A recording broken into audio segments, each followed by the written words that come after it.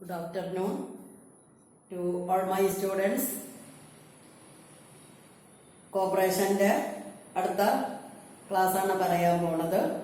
അതിനു മുമ്പ് എല്ലാവർക്കും ബലിപെരുന്നാൾ ആശംസകൾ. എല്ലാവരും സേഫായിട്ടിരിക്കുക.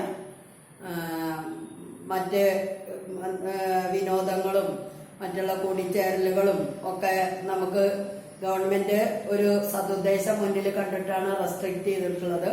അത് കർശനമായിട്ട് പാലിക്കേണ്ടത് നമ്മളുടെ ആരോഗ്യം കീപ്പ് ചെയ്യുന്നതിന് അത്യാവശ്യമാണെന്ന് മനസ്സിലാക്കി ഗവൺമെന്റ് റെസ്ട്രിക്ഷൻസ് കൃത്യമായിട്ട് ഫോളോ ചെയ്യണം എന്ന് ഒരു നിർദ്ദേശം കൂടി ഞാൻ നിങ്ങളോട് പറയണം.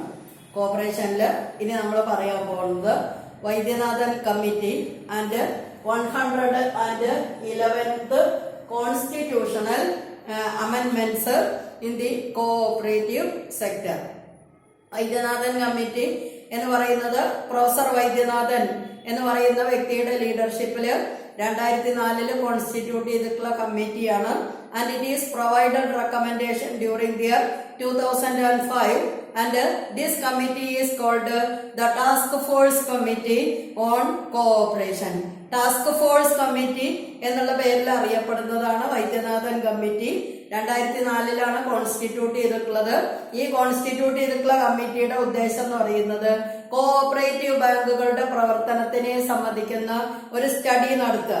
പല മേഖലകളിൽ കോഓപ്പറേറ്റീവ് ബാങ്കുകൾ കോൺസെൻട്രേറ്റ് ചെയ്യുന്ന പല പല മേഖലകളിൽ ഏതൊക്കെ മേഖലകളിൽ ഏതെല്ലാം വിധത്തിലുള്ള ഡെവലപ്മെന്റ്സ് വേണം, എന്തൊക്കെ ഡിഫക്ട്സ് ഉണ്ട് തുടങ്ങിയിട്ടുള്ള കാര്യങ്ങളെ സംബന്ധിക്കുന്ന സ്റ്റഡി നടത്തി ആവശ്യം വരുന്നതായിട്ടുള്ള റെക്കമെൻഡേഷൻസ് പ്രൊവൈഡ് ചെയ്യുന്നതിന് വേണ്ടിയിട്ട് പ്രൊഫസർ വൈദ്യനാഥൻ എന്ന് പറയുന്ന വ്യക്തിയുടെ ലീഡർഷിപ്പില് 2004 കോൺസ്റ്റിറ്റ്യൂട്ട് ചെയ്തിട്ടുള്ള കമ്മിറ്റിയാണ് വൈദ്യനാഥൻ കമ്മിറ്റി.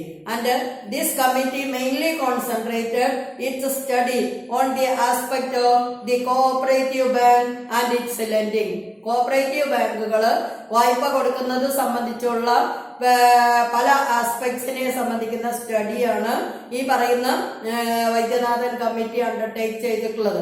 കോഓപ്പറേറ്റീവ് ബാങ്കുകൾ എന്ന് പറയുമ്പോൾ പ്രൈമറി കോഓപ്പറേറ്റീവ് ബാങ്കുകളുണ്ട്, ഡിസ്ട്രിക്ട് കോഓപ്പറേറ്റീവ് ബാങ്കുകളുണ്ട്, അതേപോലെ തന്നെ സ്റ്റേറ്റ് കോഓപ്പറേറ്റീവ് ബാങ്ക് ഉണ്ട്. 3 ടയർ ക്രെഡിറ്റ് സ്ട്രക്ചർ ആണ് ക്രെഡിറ്റ് കോഓപ്പറേറ്റീവ് ബാങ്കുകൾക്ക് വരുന്നത് എന്ന് നമ്മൾ കഴിഞ്ഞ ക്ലാസ്സിൽ പറഞ്ഞിട്ടുണ്ടായിരുന്നു. Primary cooperative banks in the bottom level, central cooperative banks in the middle level and state cooperative bank in the apex level or top level. അപ്പൊ ഈ 3 സ്ഥാപനങ്ങളും പ്രൊവൈഡ് ചെയ്യുന്നതായിട്ടുള്ള ലോൺസ് ആൻഡ് അഡ്വാൻസസിനെ സംബന്ധിക്കുന്ന വിശദമായിട്ടുള്ള സ്റ്റഡി നടത്തുക. ഈ ലോൺസ് ആൻഡ് അഡ്വാൻസസിന് ആവശ്യം വരുന്ന fund എങ്ങനെയൊക്കെ എവിടുന്നൊക്കെ ജനറേറ്റ് ചെയ്യാമെന്നതിനെ സംബന്ധിക്കുന്ന സ്റ്റഡി നടത്തി അതിനെ സംബന്ധിക്കുന്ന റെക്കമെൻഡേഷൻസ് പ്രൊവൈഡ് ചെയ്യുന്നതിന് വേണ്ടിയിട്ടാണ് വൈദ്യനാഥൻ കമ്മിറ്റി എന്ന് പറയുന്നത് കോൺസ്റ്റിറ്റ്യൂട്ട് ചെയ്തിട്ടുള്ളത്. ഇനി ഈ ലെൻഡിങ് എന്ന് പറഞ്ഞു കഴിഞ്ഞാൽ it can be undertaken in different forms to different persons. But the quality of the lending is the most important aspect which is studied by the task force committee or it is also called by the term Vaidyanathan committee.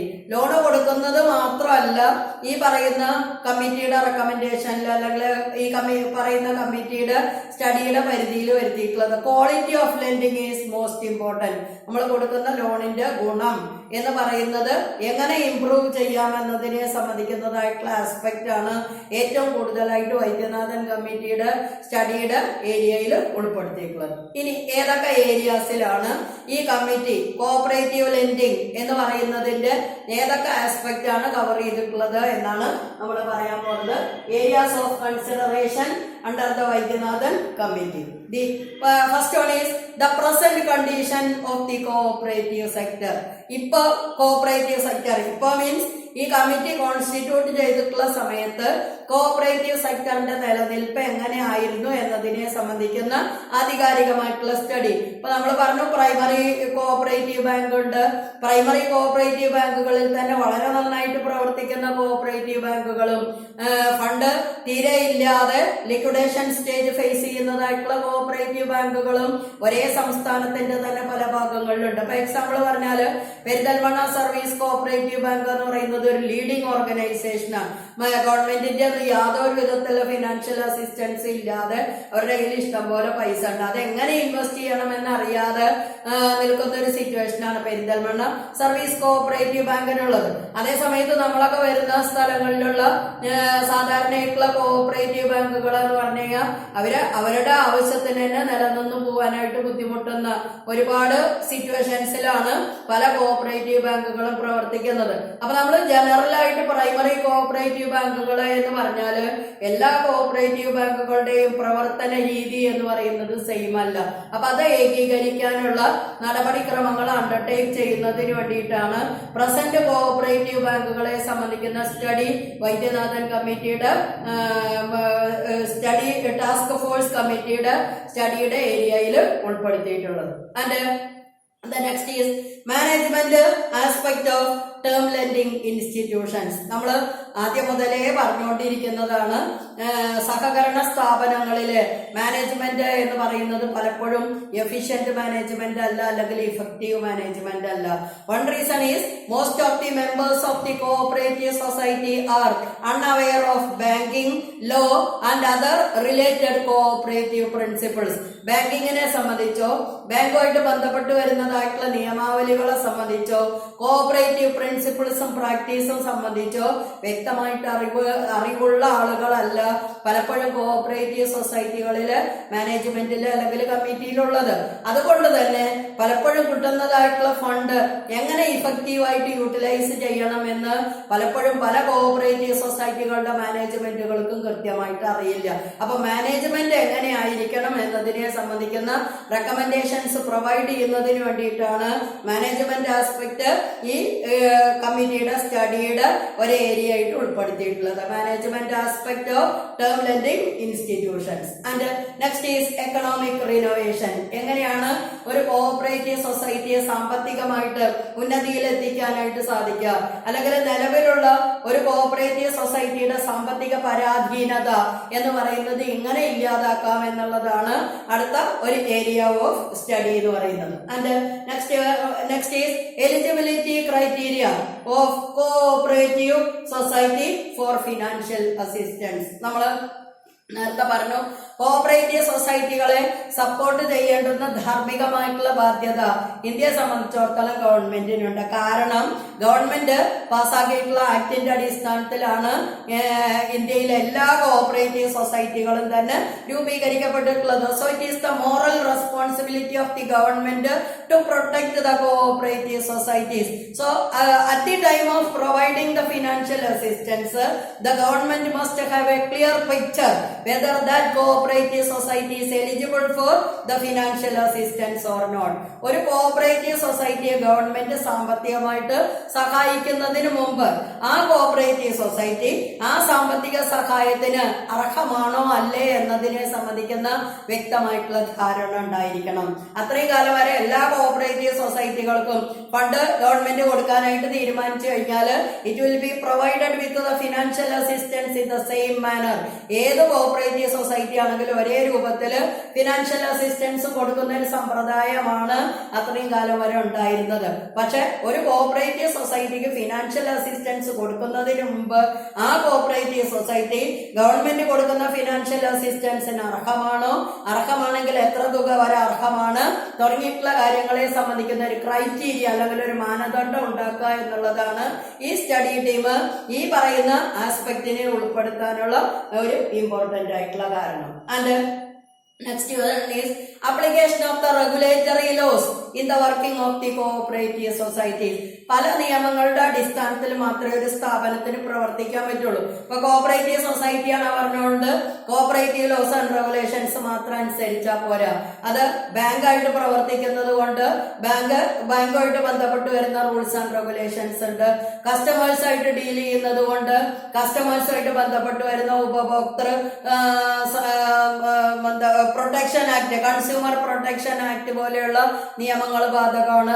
അത് സൊസൈറ്റിയിൽ പ്രവർത്തിക്കുന്ന ഒരു സ്ഥാപനമായതുകൊണ്ട് സൊസൈറ്റിയിൽ ഏതെല്ലാം വിധത്തിലുള്ള rules and regulations വരുന്നുണ്ടോ അതൊക്കെ cooperative സൊസൈറ്റികൾക്കും ബാധകമാണ്. പക്ഷെ പല കോഓപ്പറേറ്റീവ് സൊസൈറ്റികൾക്കും ഈ നിയമങ്ങൾക്ക് അതീതമായിട്ടായിരിക്കും പലപ്പോഴും പ്രവർത്തിക്കുന്നത്. ആ നിയമം ഞങ്ങൾക്ക് ബാധകമല്ല, ഈ നിയമം ഞങ്ങൾക്ക് ബാധകമല്ല. അപ്പൊ ലേറ്റസ്റ്റ് ആയിട്ട് വന്നിട്ടുള്ള വിവരാവകാശ നിയമം നമ്മൾ പലപ്പോഴും പല പ്രൈമറി കോഓപ്പറേറ്റീവ് സൊസൈറ്റികളിലും പോയിട്ട് ഇൻഫർമേഷൻ ചോദിച്ചു കഴിഞ്ഞാൽ അവരിൽ പല ആൾക്കാരും പറയുന്നത് ഇതാണ്, ഞങ്ങൾക്ക് ഈ നിയമം ബാധകമല്ല. പക്ഷെ അവർക്ക് ആ നിയമം ബാധകമാണോ അല്ലേ എന്നുള്ളത് ചെക്ക് ചെയ്യാനുള്ള റെസ്പോൺസിബിലിറ്റി എന്ന് പറയുന്നത് ഈ ഇൻക്ലൂഡ് ചെയ്തിട്ടുള്ള സ്റ്റഡി ടീമിനുണ്ട്. അപ്പൊ എത്രമാത്രം റെഗുലേറ്ററി ലോസ് അല്ലെങ്കിൽ എത്രമാത്രം സംസ്ഥാനത്ത് പാസ്സാക്കപ്പെട്ടിട്ടുള്ള അല്ലെങ്കിൽ ഒരു രാജ്യത്ത് നിലനിൽക്കുന്ന ഏതെല്ലാം നിയമങ്ങളില് ഏതെല്ലാം വശങ്ങള് കോഓപ്പറേറ്റീവ് സൊസൈറ്റികൾക്ക് ആപ്ലിക്കബിൾ ആകേണ്ടതുണ്ട് എന്നതിനെ സംബന്ധിക്കുന്ന സ്റ്റഡിയാണ് ഈ ടീമിന്റെ മറ്റൊരു ഇമ്പോർട്ടന്റ് ആയിട്ടുള്ള ആസ്പെക്ട് എന്ന് പറയുന്നത്. Next is technical assistance to cooperative societies. സാമ്പത്തികമായിട്ടുള്ള സഹായം മാത്രമല്ല, സാങ്കേതികമായിട്ടുള്ള സഹായങ്ങളും പലപ്പോഴും കോഓപ്പറേറ്റീവ് സൊസൈറ്റികൾക്ക് ആവശ്യം വരും. ഞാൻ നേരത്തെ പറഞ്ഞു സഹകരണ വിദ്യാഭ്യാസമൊന്നും ഉള്ള ആളുകളല്ല കോഓപ്പറേറ്റീവ് സൊസൈറ്റികൾ സാധാരണയായിട്ട് ഫോം ചെയ്യുന്നത്. അപ്പൊ കോഓപ്പറേറ്റീവ് സൊസൈറ്റി രൂപീകരിക്കണമെങ്കിൽ അതുമായിട്ട് ബന്ധപ്പെട്ട് വരുന്ന കുറേയേറെ കാര്യങ്ങൾ അറിയേണ്ടതുണ്ട്. അപ്പൊ അതറിയണമെങ്കിൽ ആവശ്യം വരുന്നതായിട്ടുള്ള സജഷൻസ് അല്ലെങ്കിൽ ആവശ്യം വരുന്നതായിട്ടുള്ള ഇൻസ്ട്രക്ഷൻസ് പ്രൊവൈഡ് ചെയ്യാനായിട്ട് ഒരു പ്രത്യേകമായിട്ടുള്ള ഒരു സമിതി അല്ലെങ്കിൽ പ്രത്യേകമായിട്ടുള്ള ഒരു അറേഞ്ച്മെന്റ് ഉണ്ടാവണം. ആ അറേഞ്ച്മെന്റ് എന്തായിരിക്കണം എന്നതിനെ സംബന്ധിക്കുന്ന സ്റ്റഡിയാണ് പറയുന്നത് technical assistance to cooperative societies. And next innovations in cooperative lending. ഒരേ രീതിയിലുള്ള ലെൻഡിങ് സമ്പ്രദായങ്ങൾ തുടർന്നു കൊണ്ടുപോകുന്നതിന് പകരം മറ്റുള്ള ബാങ്കുകളൊക്കെ ചെയ്യുന്നത് പോലെ കോഓപ്പറേറ്റീവ് സൊസൈറ്റികൾക്ക് ഏതെല്ലാം ആസ്പെക്റ്റിലുള്ള ലെൻഡിങ് അണ്ടർടേക്ക് ചെയ്യാം എന്നതിനെ സംബന്ധിക്കുന്ന സ്റ്റഡി നടത്തുക. അതാണ് ഞാൻ കഴിഞ്ഞ ദിവസം പറഞ്ഞത്. നേരത്തെ ഭൂപണയ ബാങ്ക് ആയിരുന്നപ്പോ ഭൂമി പണയം വെച്ചിട്ട് കൃഷിക്ക് വേണ്ടിയിട്ട് ലോൺ കൊടുക്കൽ മാത്രമേ ഉണ്ടായിരുന്നുള്ളൂ. പക്ഷെ ഇപ്പൊ അത് agricultural and rural development bank ആക്കിയപ്പോ കൃഷിയായിട്ട് ബന്ധപ്പെട്ട് വരുന്ന എല്ലാ വിധത്തിലുള്ള ആവശ്യങ്ങൾക്കും വേണ്ടിയിട്ട് അവര് ലോൺ പ്രൊവൈഡ് ചെയ്തിട്ടുണ്ടായിരുന്നു. പിന്നെ ഇപ്പൊ നമുക്കറിയാം കൃഷി എന്ന് പറയുന്നത് ആളുകള് ഏകദേശം ഉപേക്ഷിച്ചിട്ടുള്ള ഒരു മട്ടിലായിരുന്നു കഴിഞ്ഞ കുറെ കാലങ്ങളായിട്ട് നടന്നു വന്നിരുന്നത്. അപ്പൊ വീണ്ടും കൃഷി എന്ന് പറയുന്നത് ആൾക്കാർക്ക് ഫ്രീ ആയിട്ടുള്ള ഒരു സംഭവമായിട്ട് മാറിയിട്ടൊക്കെ ഉണ്ടെങ്കിലും കൃഷിഭൂമി എന്ന് പറയുന്നത് താരതമ്യേന കുറവാണ്. അപ്പൊ കൃഷിക്ക് വേണ്ടിയിട്ട് മാത്രം ലോൺ കൊടുക്കാൻ ഒരു സ്ഥാപനത്തിന് ഫംഗ്ഷൻ ചെയ്യാനായിട്ട് സാധിക്കില്ല. അപ്പൊ അവര് കാറ് വാങ്ങിക്കുന്നതിന്, ഹൗസ് കൺസ്ട്രക്ട് ചെയ്യുന്നതിന്, വിദ്യാഭ്യാസപരമായിട്ടുള്ള ആവശ്യത്തിനൊക്കെ ലോൺ കൊടുക്കുന്നുണ്ട്. അപ്പൊ ഒരു ഓർഗനൈസേഷൻ ഏതെങ്കിലും ഒരു പ്രത്യേക പർപ്പസിന് വേണ്ടിയിട്ട് ലോൺ പ്രൊവൈഡ് ചെയ്യുന്നതിൽ മാത്രം കോൺസെൻട്രേറ്റ് ചെയ്യുന്നതിന് പകരം അതിന്റെ ബൈലോ അല്ലെങ്കിൽ അതിന്റെ ഹാൻഡി ബുക്കിൽ പറയുന്ന റൂൾസ് ആൻഡ് റെഗുലേഷൻസ് വയലേറ്റ് ചെയ്യാതെ, cooperative societies act and rules violate ചെയ്യാതെ ഏതൊക്കെ കാര്യങ്ങൾക്ക് വേണ്ടിയിട്ട് ലോൺസ് ആൻഡ് അഡ്വാൻസസ് പ്രൊവൈഡ് ചെയ്യാം എന്നതിനെ സംബന്ധിക്കുന്ന സ്റ്റഡി നടത്തുക എന്നുള്ളതാണ് അനദർ ഏരിയ ഓഫ് സ്റ്റഡി എന്ന് പറയുന്നത്. And next one is stage by stage restructuring process. അപ്പൊ നമ്മൾ പറഞ്ഞു 3 ടയർ കോഓപ്പറേറ്റീവ് സ്ട്രക്ചർ. ആ 3 ടയർ കോഓപ്പറേറ്റീവ് സ്ട്രക്ചറിൽ ഏതെല്ലാം വിധത്തിലുള്ള ഓർഗനൈസേഷൻസിനെ ഉൾപ്പെടുത്തണം അല്ലെങ്കിൽ മറ്റു കോഓപ്പറേറ്റീവ് സൊസൈറ്റികളെ എങ്ങനെയാണ് റീസ്ട്രക്ചർ ചെയ്യുക എന്നതിനെ സംബന്ധിക്കുന്ന സ്റ്റഡിയാണ് ഈ പറയുന്ന വൈദ്യനാഥൻ കമ്മിറ്റിയുടെ ഏരിയ ഓഫ് റെക്കമെൻഡേഷനിൽ ഉൾപ്പെടുത്തിയിട്ടുള്ളത്. ഇനി പറഞ്ഞു അവർ ഈ പറയുന്ന ആസ്പെക്ട് ഒക്കെ സ്റ്റഡി ചെയ്തതിന് ശേഷം 2005 ഗവൺമെന്റിന് റിപ്പോർട്ട് സബ്മിറ്റ് ചെയ്തിട്ടുണ്ട്. ആ സബ്മിറ്റ് ചെയ്തിട്ടുള്ള റിപ്പോർട്ടില് റെക്കമെൻഡേഷൻസ് ആണ് നമ്മൾ പറയാൻ പോകുന്നത്. വൈദ്യനാഥൻ കമ്മിറ്റിയുടെ റിപ്പോർട്ടിന്റെ recommendations. And the first one is fixing eligibility criteria four financial assistance of primary cooperative societies, district cooperative societies and state cooperative societies. നമ്മൾ നേരത്തെ പറഞ്ഞു എല്ലാവർക്കും ഒരേ രീതിയിലുള്ള ഫിനാൻഷ്യൽ അസിസ്റ്റൻസ് പ്രൊവൈഡ് ചെയ്യുന്ന ആ രീതി എന്ന് പറയുന്നത് തെറ്റാണ്. അപ്പൊ ബാങ്കുകളുടെ നീഡ് ആൻഡ് നെസസിറ്റീസ് അനുസരിച്ച്, അവരുടെ ക്യാപിറ്റൽ കപ്പാസിറ്റി അനുസരിച്ച്, മെമ്പേഴ്സിന്റെ എലിജിബിലിറ്റി അനുസരിച്ച്, മാനേജ്മെന്റിന്റെ എഫിഷ്യൻസി അനുസരിച്ച് പ്രൈമറി കോഓപ്പറേറ്റീവ് സൊസൈറ്റികൾക്ക് അതേപോലെ തന്നെ തന്നെ സെൻട്രൽ കോഓപ്പറേറ്റീവ് സൊസൈറ്റികൾക്ക്, അപ്പെക്സ് കോഓപ്പറേറ്റീവ് സൊസൈറ്റികൾക്ക് ഏത് വിധത്തിലായിരിക്കണം ഫിനാൻഷ്യൽ അസിസ്റ്റൻസ് കൊടുക്കേണ്ടുന്നത് ഗവൺമെന്റ് എന്നതിനെ സംബന്ധിക്കുന്ന ഒരു എലിജിബിലിറ്റി ക്രൈറ്റീരിയ ഫിക്സ് ചെയ്യാനായിട്ടാണ് ഈ കമ്മിറ്റിയുടെ ആദ്യത്തെ റെക്കമെൻഡേഷൻ പറയുന്നത്. Eligibility criteria for providing financial assistance to primary societies, central societies and district cooperative societies. And next recommendation is reduce the capital contribution by the state government to cooperative societies and through which the representation in the committee of the cooperative society can also be reduced. അതാണ് രണ്ടാമത് പറഞ്ഞിട്ടുള്ള important ആയിട്ടുള്ള ഒരു recommendation. എന്നാലും നമ്മൾ പറഞ്ഞു model cooperative societies act എന്ന് പറഞ്ഞു. ആ മോഡൽ കോഓപ്പറേറ്റീവ് സൊസൈറ്റീസ് ആക്ട് അനുസരിച്ച് രൂപീകരിക്കുന്ന എല്ലാ കോഓപ്പറേറ്റീവ് സൊസൈറ്റികളും സ്റ്റേറ്റ് കൺട്രോളിൽ നിന്ന് ഫ്രീ ആവാനുള്ള കാരണം they are not providing with financial assistance by the government. State ഗവൺമെന്റോ സെൻട്രൽ ഗവൺമെന്റോ യാതൊരു വിധത്തിലുള്ള ഫിനാൻഷ്യൽ അസിസ്റ്റൻസ് കൊടുക്കാതെയാണ് മോഡൽ കോഓപ്പറേറ്റീവ് സൊസൈറ്റീസ് ആക്ട് അനുസരിച്ചുള്ള കോഓപ്പറേറ്റീവ് സൊസൈറ്റികൾ ഫംഗ്ഷൻ ചെയ്യുന്നത്. പക്ഷെ അല്ലാത്ത ആക്ടുകൾ അനുസരിച്ച് രൂപീകരിക്കുന്ന കോഓപ്പറേറ്റീവ് സൊസൈറ്റികളിൽ ഗവൺമെന്റ് ഒരു മെമ്പറാണ്. അതുകൊണ്ട് തന്നെ ഗവൺമെന്റ് ക്യാപിറ്റൽ കോൺട്രിബ്യൂട്ട് ചെയ്യണം. ഗവൺമെന്റിന്റെ റെപ്രസെന്റേറ്റീവ്സ് ആയിട്ടുള്ള ആൾക്കാര് നിർബന്ധമായിട്ട് കോഓപ്പറേറ്റീവ് സൊസൈറ്റിയുടെ മാനേജിംഗ് കമ്മിറ്റിയിൽ ഉണ്ടാവും. അപ്പൊ വൈദ്യനാഥൻ കമ്മിറ്റി പറയുന്നത് the share capital contribution of the government can be reduced to its maximum and that is why the representatives in the governing body of the cooperative society can also be reduced. Share ക്യാപിറ്റലിന്റെ അളവ് കഴിയുന്നത്ര കുറച്ചു കഴിഞ്ഞാല് ഗവൺമെന്റിന്റെ managing കമ്മിറ്റിയിലുള്ള representation എന്ന് പറയുന്നതും അല്ലെങ്കിൽ managing കമ്മിറ്റിയിലുള്ള അംഗങ്ങളുടെ എണ്ണവും കുറയ്ക്കാനായിട്ട് സാധിക്കും. അപ്പൊ ഓട്ടോണമസ് ബോഡി കോർപ്പറേറ്റ് എന്നുള്ള രൂപത്തില് ഗവൺമെന്റിന്റെ ഇന്റർഫിയറൻസ് ഇല്ലാതെ അതാത് കോഓപ്പറേറ്റീവ് സൊസൈറ്റികൾക്ക് സ്വന്തം കാലിൽ നിലനിൽക്കാനുള്ള ഒരു പരിതസ്ഥിതി ക്രിയേറ്റ് ചെയ്യുന്നതിന് വേണ്ടിയിട്ടാണ് ഈ റെക്കമെൻഡേഷൻ വൈദ്യനാഥൻ കമ്മിറ്റിയുടെ റിപ്പോർട്ടിൽ ഇൻക്ലൂഡ് ചെയ്തിട്ടുള്ളത്. അപ്പൊ കഴിയുന്നത്ര ഗവൺമെന്റിനെ ആശ്രയിക്കാതെ പ്രവർത്തിക്കാനുള്ള ഒരു സാഹചര്യം കോഓപ്പറേറ്റീവ് സൊസൈറ്റികൾ ക്രിയേറ്റ് ചെയ്യാനുള്ള റെക്കമെൻഡേഷനാണ് നെക്സ്റ്റ് പറഞ്ഞിട്ടുള്ളത്. And the third one is make the Banking Regulation Act applicable to cooperative societies also. Cooperative bank എന്ന് പറയുന്ന മേഖലയിൽ പ്രവർത്തിക്കുന്ന കോഓപ്പറേറ്റീവ് സൊസൈറ്റികൾക്ക് ബാങ്കിംഗ് റെഗുലേഷൻ ആക്ടിലെ പ്രൊവിഷൻസ് പൂർണ്ണമായിട്ടല്ലെങ്കിലും ഭാഗികമായിട്ടാണെങ്കിലും ബാധകമാക്കി കഴിഞ്ഞാൽ മാത്രമേ റിസർവ് ബാങ്കിന് കോഓപ്പറേറ്റീവ് ബാങ്കുകളെ കൺട്രോൾ ചെയ്യാനായിട്ട് സാധിക്കുള്ളൂ. ഇപ്പൊ പ്രൈമറി സൊസൈറ്റികളെ ഈ പ്രൊവിഷനിൽ നിന്ന് ഒഴിവാക്കിയിട്ടുണ്ട്. പ്രൈമറി സൊസൈറ്റികളെ പറഞ്ഞാൽ അർബൻ കോഓപ്പറേറ്റീവ് ബാങ്കുകൾ റിസർവ് ബാങ്ക് ഓഫ് ഇന്ത്യയുടെ കൺട്രോളിൽ വരുന്നുണ്ട്. District cooperative bank and state cooperative bank is under the control of the banking regulation act. ഈ പ്രൊവിഷൻ വന്നതിന് ശേഷമാണ് ബാങ്കിംഗ് റെഗുലേഷൻ ആക്ടിലെ ചില പ്രൊവിഷൻസ് കോഓപ്പറേറ്റീവ് ബാങ്കുകൾക്കും ബാധകമാക്കിയിട്ടുള്ളത്. പക്ഷെ അത് പ്രൈമറി കോഓപ്പറേറ്റീവ് ബാങ്കുകൾക്ക് ബാധകമല്ല. അതുകൊണ്ട് കഴിഞ്ഞ മാസത്തെ ന്യൂസ് പേപ്പറിൽ ന്യൂസ് നിങ്ങൾ വായിച്ചോന്ന് അറിയില്ല, പ്രൈമറി കോഓപ്പറേറ്റീവ് ബാങ്കുകള് ബാങ്ക് എന്ന് പറയുന്ന ടേം ഉപയോഗിക്കരുത് എന്ന് പറഞ്ഞിട്ട് ഒരു സർക്കുലർ സെൻട്രൽ ഗവൺമെന്റ് ഇഷ്യൂ ചെയ്തിട്ടുണ്ടായിരുന്നു. ഫിനാൻസ് മിനിസ്ട്രി ഇഷ്യൂ ചെയ്തിട്ടുള്ള ഒരു സർക്കുലറിൽ പറഞ്ഞിട്ടുണ്ടായിരുന്നു പ്രൈമറി കോഓപ്പറേറ്റീവ് സൊസൈറ്റികൾ കോഓപ്പറേറ്റീവ് സൊസൈറ്റി എന്നുള്ള പേരല്ലാതെ കോഓപ്പറേറ്റീവ് ബാങ്ക് എന്ന് പറയുന്ന ടേം ഉപയോഗിക്കരുത് എന്ന് പറഞ്ഞിട്ടുള്ള ഒരു സർക്കുലർ വന്നിട്ടുണ്ടായിരുന്നു. അത് ഇതേവരെ ഇംപ്ലിമെന്റ് ചെയ്തിട്ടില്ല. അപ്പൊ അതിനുള്ള കാരണം എന്ന് പറയുന്നത് ബാങ്കിംഗ് റെഗുലേഷൻ ആക്ടിലെ പ്രൊവിഷൻസ് അർബൻ കോഓപ്പറേറ്റീവ് ബാങ്കുകൾക്ക് ബാധകമാണ്, ഡിസ്ട്രിക്ട് കോഓപ്പറേറ്റീവ് ബാങ്കുകൾക്ക് ബാധകമാണ്, അതേപോലെ തന്നെ അപ്പെക്സ് കോഓപ്പറേറ്റീവ് ബാങ്ക് ആയിട്ടുള്ള സ്റ്റേറ്റ് കോഓപ്പറേറ്റീവ് ബാങ്കിനും ബാധകമാണ്. ഈ പ്രൊവിഷൻ പ്രൈമറി കോഓപ്പറേറ്റീവ് ബാങ്കുകൾക്ക് ബാധക അല്ലാത്തത് കൊണ്ടാണ് ബാങ്ക് എന്ന് പറയുന്ന ടേം ഉപയോഗിക്കരുത് എന്നുള്ള ഒരു റെക്കമെൻഡേഷൻ ഇൻക്ലൂഡ് ചെയ്തിട്ടുള്ളത്. And next, the prohibition of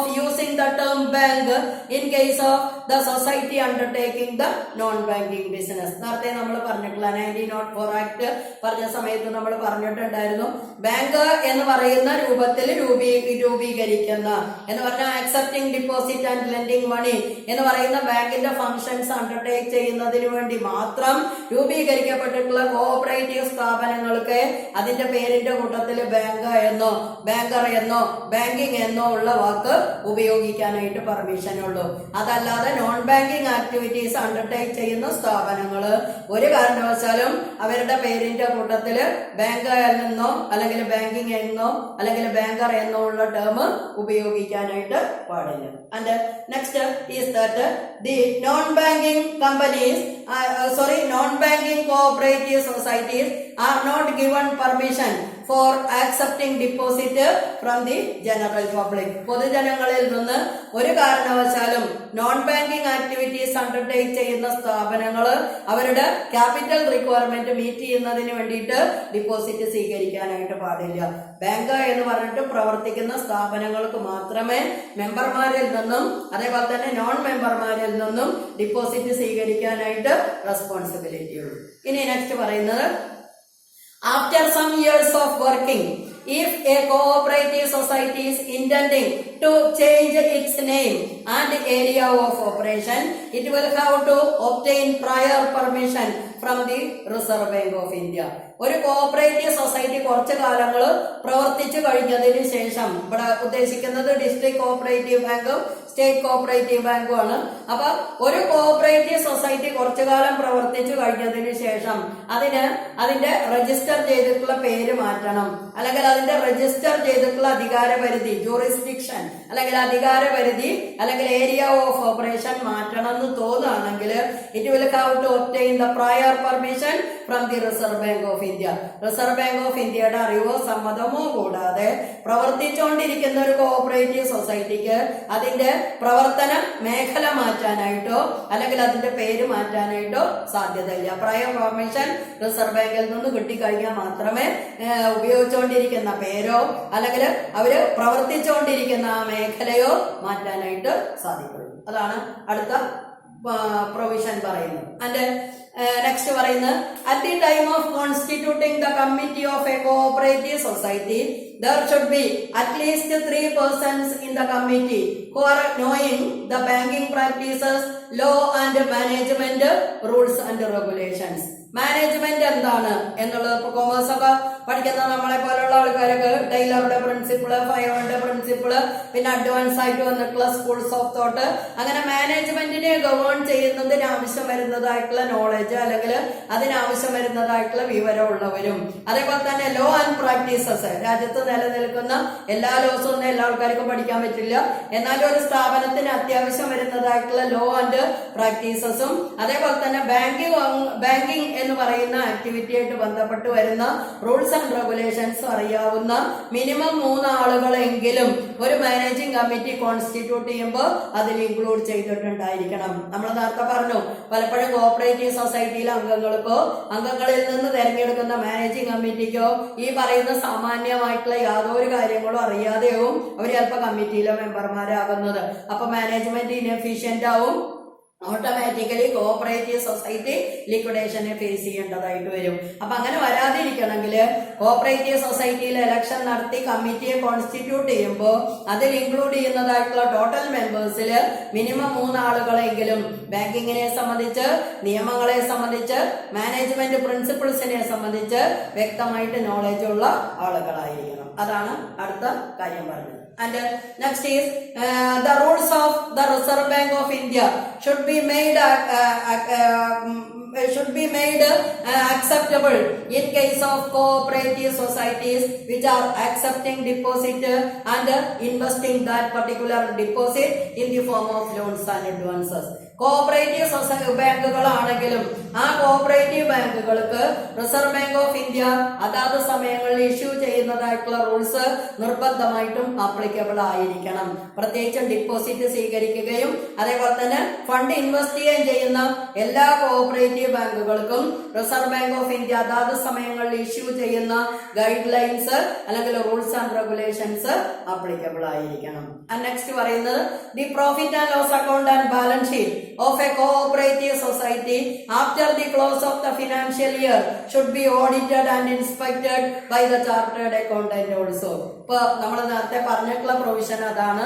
registrar of cooperative സൊസൈറ്റിക്കാണ് ഒരു കോഓപ്പറേറ്റീവ് സൊസൈറ്റിയുടെ പ്രോഫിറ്റ് ആൻഡ് ലോസ് അക്കൗണ്ടും ബാലൻസ് ഷീറ്റും ഒക്കെ ചെക്ക് ചെയ്യാനായിട്ട് അല്ലെങ്കിൽ ഓഡിറ്റ് ചെയ്യാനായിട്ട് റെസ്പോൺസിബിലിറ്റി ഉള്ളത്. നമ്മൾ പറഞ്ഞു 1904 ആക്ടിൽ അത് ഫ്രീ ഓഫ് കോസ്റ്റ് ആണ്. 1912 ആക്ട് അനുസരിച്ച് അത് ചാർജ് ചെയ്യുന്ന ഒരു ആക്ടിവിറ്റിയാണ്. പക്ഷെ ഇവിടെ പറയുന്നത് ബാങ്ക് എന്ന് പറയുന്ന രൂപത്തിൽ പ്രവർത്തിക്കുന്ന പ്രൈമറി ബാങ്കുകൾ ഒഴിവാക്കിയിട്ടുണ്ട്. ഡിസ്ട്രിക്ട് കോഓപ്പറേറ്റീവ് ബാങ്കുകളും സ്റ്റേറ്റ് കോഓപ്പറേറ്റീവ് ബാങ്കുകളും കോഓപ്പറേറ്റീവ് ഡിപ്പാർട്ട്മെന്റിന്റെ ഓഡിറ്റ്, എൻക്വയറി, ഇൻസ്പെക്ഷൻ ഉണ്ടായതുകൊണ്ട് മാത്രം കാര്യമില്ല. In addition to that the profit and loss account and balance sheet of a cooperative bank should be audited and inspected by a chartered accountant. Chartered accountant ആണ് സാധാരണ company അക്കൗണ്ടുകളൊക്കെ audit ചെയ്യുന്നത്. അതേപോലെ cooperative ബാങ്കുകളുടെ അക്കൗണ്ടുകളും നിർബന്ധമായിട്ടും cooperative department മാത്രം audit ചെയ്താൽ പോരാ. It should be audited by a chartered accountant. Chartered accountant നിർബന്ധമായിട്ടും ഒരു കോഓപ്പറേറ്റീവ് സൊസൈറ്റിയുടെ കണക്കുകൾ ഒരു സാമ്പത്തിക വർഷം അവസാനിക്കുമ്പോൾ ചെക്ക് ചെയ്തിട്ടുണ്ടായിരിക്കണം. And next is the managing committee of a cooperative society cannot be dissolved without obtaining permission from the Reserve Bank of India. ഇപ്പൊ കമ്മിറ്റി നമ്മൾ കഴിഞ്ഞ ദിവസം പറഞ്ഞു, corruption, Mal practices, misuse of fund എന്നൊക്കെ പറയുന്ന പല ആക്ടിവിറ്റീസ് ഒരു കോഓപ്പറേറ്റീവ് സൊസൈറ്റിയുടെ കമ്മിറ്റി ചെയ്യുമ്പോൾ രജിസ്ട്രാർ ഓഫ് കോഓപ്പറേറ്റീവ് സൊസൈറ്റിക്ക് ആ കമ്മിറ്റി വേണമെങ്കിൽ പിരിച്ചുവിടാം. അതിനെ സൂപ്പർസെഷൻ ഓഫ് കമ്മിറ്റി എന്നാണ് പറയുന്നത്. നമ്മൾ പഠിക്കാനിരിക്കുന്നുണ്ട്. അപ്പൊ ഒരു കമ്മിറ്റിയെ പിരിച്ചുവിടാനായിട്ട്, ഒരു കോഓപ്പറേറ്റീവ് ബാങ്കിന്റെ കമ്മിറ്റിയെ പിരിച്ചുവിടാനായിട്ട് രജിസ്ട്രാർ ഓഫ് കോഓപ്പറേറ്റീവ് സൊസൈറ്റി എന്തൊക്കെ റീസൺസ് കണ്ടാലും unless and otherwise it is granted by the reserve bank of India, no committee can be removed by the registrar of cooperative society. എന്തൊക്കെ കാര്യങ്ങൾ കണ്ടാലും എന്തൊക്കെ തെറ്റുകുറ്റങ്ങൾ ഉണ്ടായിട്ടുണ്ടെങ്കിലും റിസർവ് ബാങ്ക് ഓഫ് ഇന്ത്യയുടെ permission കിട്ടാതെ രജിസ്ട്രാർ ഓഫ് കോഓപ്പറേറ്റീവ് സൊസൈറ്റിക്കോ അല്ലെങ്കിൽ ജനറൽ ബോഡിക്കോ ഒരു കോഓപ്പറേറ്റീവ് സൊസൈറ്റിയുടെ നിലവിലുള്ള കമ്മിറ്റിയെ പിരിച്ചുവിടാനായിട്ട് അധികാരമില്ല. അപ്പൊ റിസർവ് ബാങ്ക് ഓഫ് ഇന്ത്യ മുൻകൂറായിട്ട് പെർമിഷൻ പ്രൊവൈഡ് ചെയ്തിട്ടുണ്ടായിരിക്കണം. And lastly the powers for appointing an arbitrator in a cooperative bank is with the reserve bank of India.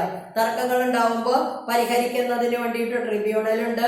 ട്രിബ്യൂണലിന് പുറമെ ഒരു മധ്യവർത്തിയുടെ സഹായത്തോടു കൂടി സെറ്റിൽമെന്റ് നടത്തുന്നതിന് വേണ്ടിയിട്ട് അപ്പോയിന്റ് ചെയ്യുന്ന ആളാണ് ആർബിട്രേറ്റർ എന്ന് പറയുന്നത്. അങ്ങനെ ഒരു ആർബിട്രേറ്ററെ അപ്പോയിന്റ് ചെയ്യണമെങ്കിൽ അതിനുള്ള അവകാശം എന്ന് പറയുന്നത് റിസർവ് ബാങ്ക് ഓഫ് ഇന്ത്യക്ക് മാത്രമേ ഉണ്ടായിട്ടുള്ളൂ. അതാണ് വൈദ്യനാഥൻ കമ്മിറ്റി പ്രൊവൈഡ് ചെയ്തിട്ടുള്ള മോസ്റ്റ് ഇമ്പോർട്ടന്റ് ആയിട്ടുള്ള റെക്കമെൻഡേഷൻസ്. ബാക്കി നാളെ. Thank you.